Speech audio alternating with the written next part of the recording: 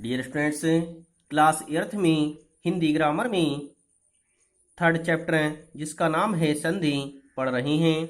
इस चैप्टर में मैंने आपको पढ़ाया था कि संधि किसे कहते हैं, संधि के कितने भेद होते हैं। मैंने आपको संधि के तीनों भेद अच्छी तरह से समझा दिए थे। अब मैं आपको पढ़ाऊंगा कि संधि विच्छेद किसे कहते हैं। संधि मैंने आपको बताया था कि दो वर्णों के मेल को संधि कहते हैं।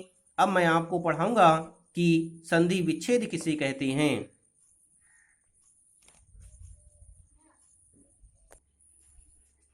संधि विच्छेद, विच्छेद का अर्थ होता है अलग अलग करना, संधि वर्णों को अलग अलग करना। संधि किए हुए वर्णों को अलग अलग करके पहले वाली स्थिति में लाना संधि विच्छेद कहलाता है। डियर स्टूडेंट्स, मैंने आपको पढ़ाया था कि वर्णों के मेल को संधि कहते हैं। अब मैं आपको पढ़ा रहा हूं कि संधि विच्छेद किसे कहते हैं। जो संधि वर्णों को हमने एकत्रित किया था उन वर्णों को अलग अलग करना विच्छेद कहलाता है। संधि किए हुए वर्णों को हम पहले वाली स्थिति में अलग अलग कर दें तो वही स्थिति संधि विच्छेद कहलाएगी। इसे हम उदाहरण के माध्यम से अच्छी तरह से समझेंगे। डियर स्टूडेंट्स, हमने अभी पढ़ा कि संधि विच्छेद, मैंने आपको पढ़ाया था कि दो वर्णों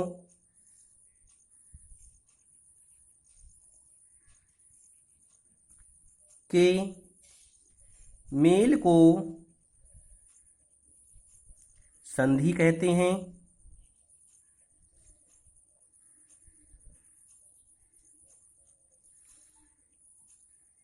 संधि वर्णों को अलग करके पहले वाली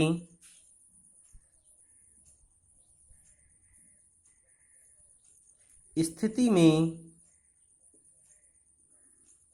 लाना संधि विच्छेद कहलाता है।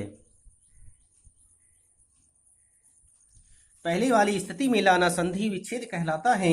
जैसे इसे हम उदाहरण के माध्यम से समझेंगे। उदाहरण है मनो अनुकूल।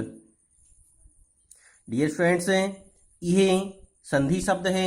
इसको यदि हम अलग करते हैं तो इसका शब्द बनेगा मन प्लस अनुकूल।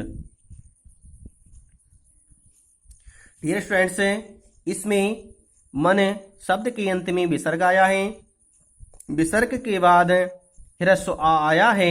मैंने आपको विसर्ग संधि में पढ़ाया था कि यदि विसर्ग के बाद कोई भी स्वर आता है तो विसर्ग का ओ हो जाएगा, इसलिए विसर्ग का ओ हो गया और नया शब्द बना मनो अनुकूल।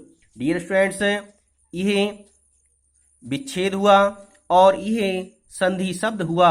इस संधि शब्द को जब अलग अलग किया गया तो यही संधि विच्छेद कहलाएगा।